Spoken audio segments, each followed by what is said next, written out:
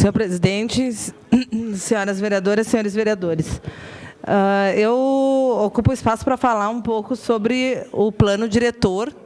A gente ontem tivemos o prazo era até às 5 da tarde, né, para a comunidade em geral apresentar emendas do plano diretor, e assim os vereadores também. Acredito que tenham sido várias, né, pelo que eu falei com o pessoal do protocolo. Acho que até hoje a gente vai ter mais ou menos a ideia de quantas emendas foram protocoladas, mas com certeza mais de 100. Eu protocolei 6, né? Então, aqui os vereadores, só entre os vereadores é capaz a gente chegar, né, próxima aos 100, tirando a comunidade. Então, vai ser bastante trabalhosa aí a avaliação depois da comissão.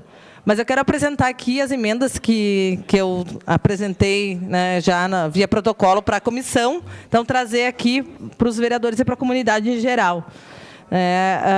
Uma emenda foi dentro das diretrizes da política de meio ambiente, em que eu insiro, então, a questão da redução do uso de agrotóxico. Ali no item que fala sobre a promoção de agroecologia.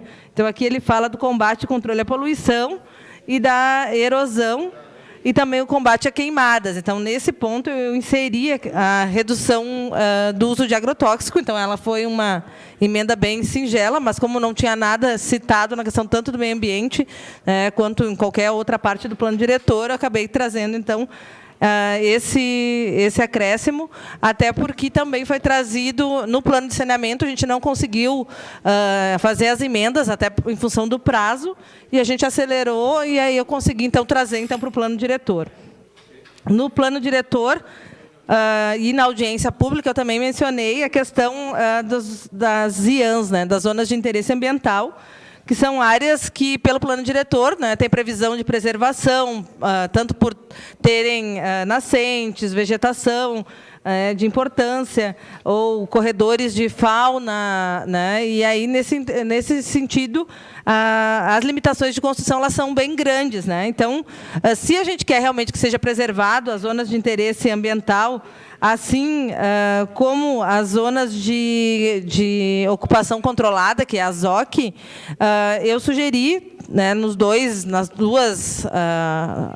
itens, até porque já tinha sugerido no antigo plano diretor, né, e como não veio para tramitar, não tramitou em função da revisão do plano, a gente trouxe novamente como a sugestão, então, de desconto no IPTU, né, desde comprovada a utilização sustentável do imóvel, ou realização de trabalhos e ações que preservem a biodiversidade ou produção orgânica. Então, nessas regiões, né, que tenham essas preservações, podem ter, então, desconto de IPTU, tanto na ZOC quanto na ZIAN.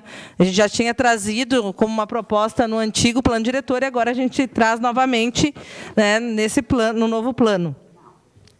Ainda sobre a questão da habitação, a gente adicionou um dos itens, né, no sentido para ajudar a regularização fundiária, seria disponibilizar assistência técnica e jurídica gratuitamente para a população de baixa renda, envolvendo diversos atores envolvidos no processo de regularização e podendo realizar parcerias público-privada. Então, a assistência técnica gratuita é algo que já está sendo prevista a nível nacional, né? Já tem lei nacional, inclusive lei federal, trazendo como uma forma de fazer a regularização de moradias. Então, a gente sabe que hoje, além da regularização de loteamentos que a gente faz aqui via lei, né, a prefeitura faz o levantamento, ainda tem a questão da regularização das moradias, né, das residências, que sempre acaba sendo atropelado, a população acaba não conseguindo regularizar, e sem ter a regularização, acaba, né, travando reformas que poderiam acessar financiamentos, né, para fazer reforma de suas casas,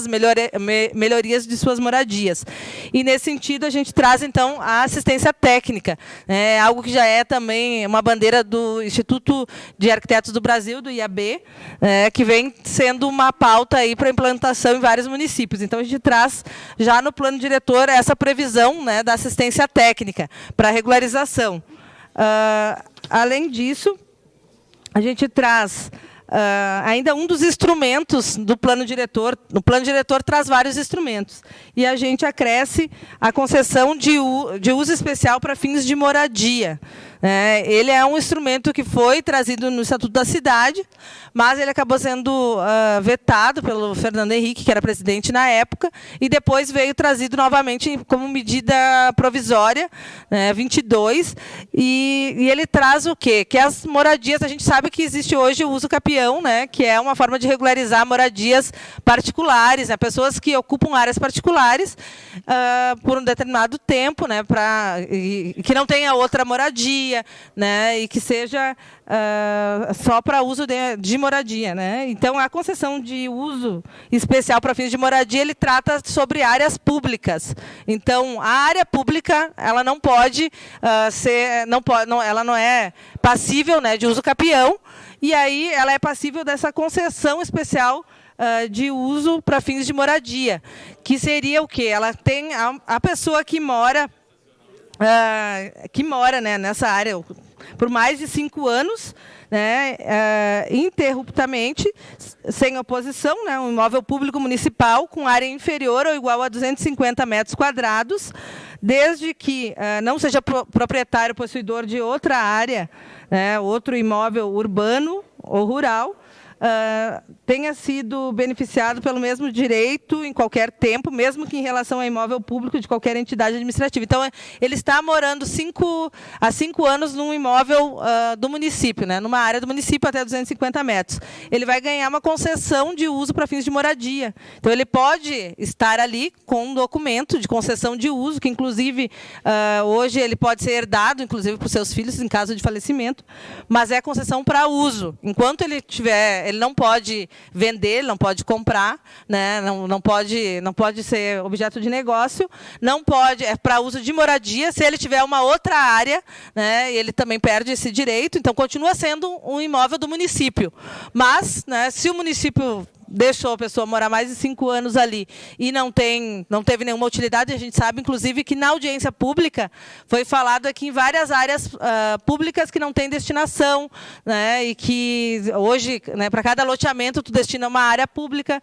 Então, nesse sentido, se o município não reivindicou a desocupação dessa área em 5 anos, é porque não tem uma função social. E se a gente defende que a terra tenha função social, as áreas públicas também precisam ter função social.